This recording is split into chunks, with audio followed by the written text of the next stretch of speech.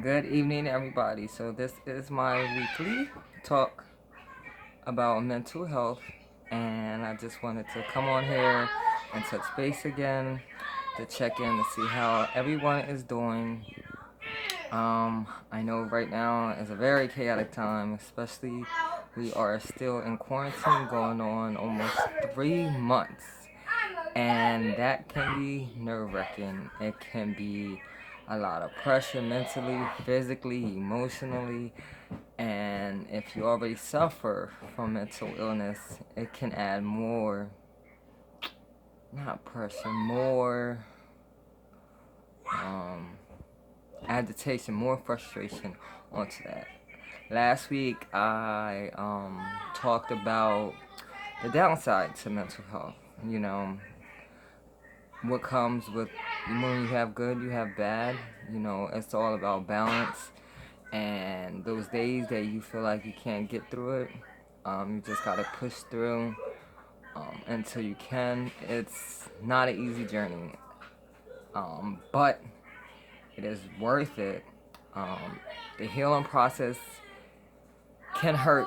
It can hurt emotionally, mostly spiritually. If you think it's that root mentally, physically, because when you suffer from mental illness, sometimes you have physical symptoms from that. Like for me, I used to be depressed and suffering from panic and anxiety. Sometimes it can cause heart palpitations, uh, fogginess, dizziness.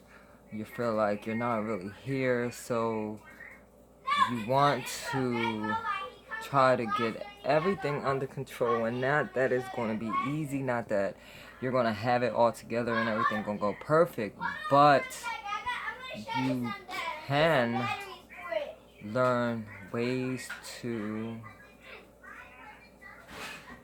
address it, learn ways to deal with it so that you can heal, so that you can live your life and not just exist in this world. You don't want to just exist, because that's not a good feeling. Um, you feel like you just gone through the motions. You don't really enjoy life, and you might come home and just sulk and sweets and alcohol and sex and aggressive behavior. So you want to figure out what's going on with you so you can heal.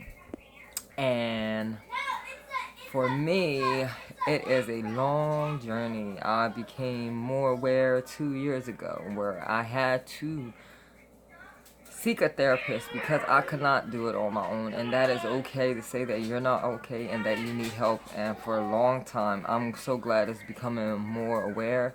But for a long time, I was afraid that people would judge me for it. But now I own it. It is mine. That is me.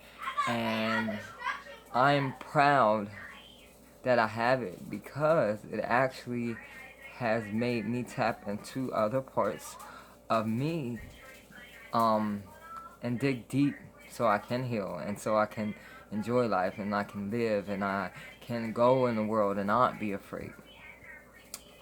It's been a struggle. Some days is better than others. I'm starting to dig more emotionally and spiritually, healing so that I can become who I'm meant to be without fear, without being afraid, without staying isolated and not taking chances. So mentally, it's been a journey. I have panic and anxiety is not as extreme because I have daily routine that I do and I follow. And if one of them is off, that's when my day may not be as great as another day. So I get up in the morning and I meditate for 10 to 15 minutes, and I drink my health drink, lemon, lime, turmeric, ginger, honey. I spend some time getting myself together, then I exercise. And then I listen to uplifting music, um, and that starts my day. And then physically, I touch that. I exercise. Emotionally, I've been writing. That's I tie emotions with spirituality. I've been writing and been getting out what needs to get out, because we can't heal if we don't let it be known that we have some healing to do.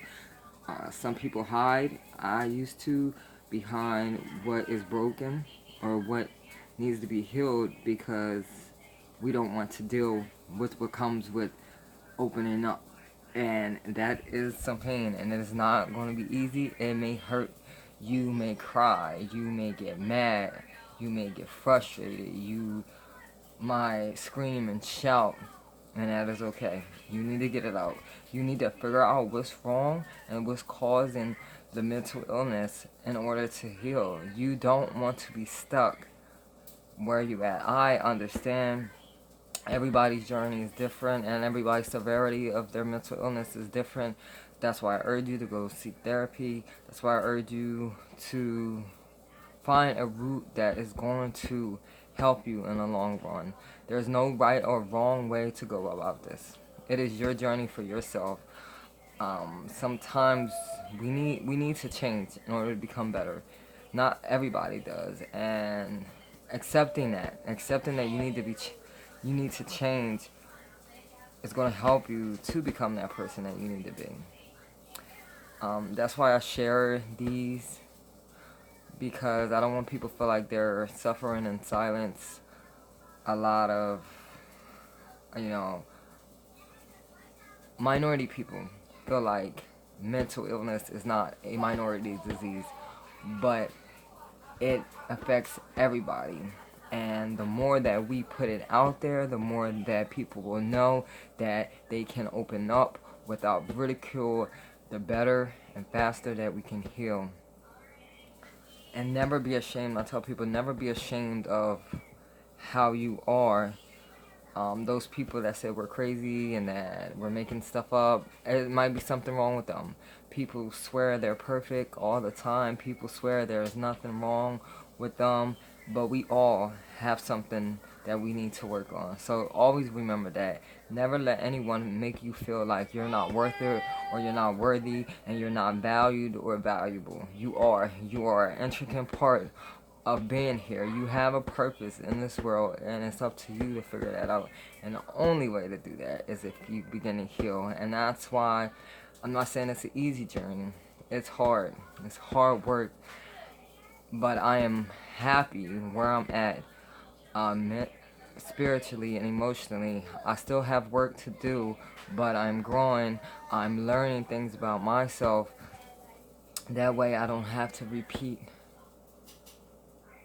I don't have to hurt anymore.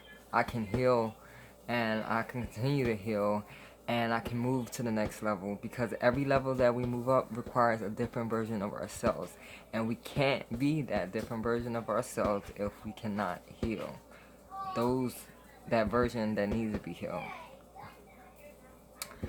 So that's all I wanted to share. I want you to keep striving forward. Remember to do something. As it's hard right now. It's chaotic. We're in quarantine. The first couple weeks, I thought I was gonna lose my mind, but I had to accept what was going on and not pay attention to the chaos around us. We only can control what's on the inside, and we can't let the outside control us. Find something to do. Go take a walk. Even if it's a little chilly, put on a coat. You warm up as you go. Write, color, draw, paint, bake, cook, learn a new skill, relax, watch movies. Uh, Me and my son have quarantine parties every 2 weeks. Do something that makes it fun while you're where you're at. Because who knows how long we're going to be in this. So you have to accept it, but you don't have to stop your healing journey. This should be time, actually, for you to um, really sit down and process all of this. So I want y'all to have a good night, and reach out. Reach out to a therapist, reach out to groups, reach out to people. Um, people are dealing with what you're dealing with, and they won't know. And then they might say something that could touch something inside of you and help you on your journey, and then share your story, because your story might help other people. Um, this forever journey, just like anything, it's consistency. You have to be consistent with your healing process. It's not going to work overnight, but as long as you keep at it, you'll be rewarded at the end. Okay, y'all have a good night, and I'll be back on here soon. And remember, get up and do baby steps, enjoy life, take a deep breath. And I urge you, if you don't meditate, start doing that. It will help tremendously with whatever you're going through, whether you're spiritual or not. It's a good mind exercise, and it's good emotional and spiritual exercise, and it can help you relax and do a wondrous thing. So y'all take it easy, and I'll be back on here soon.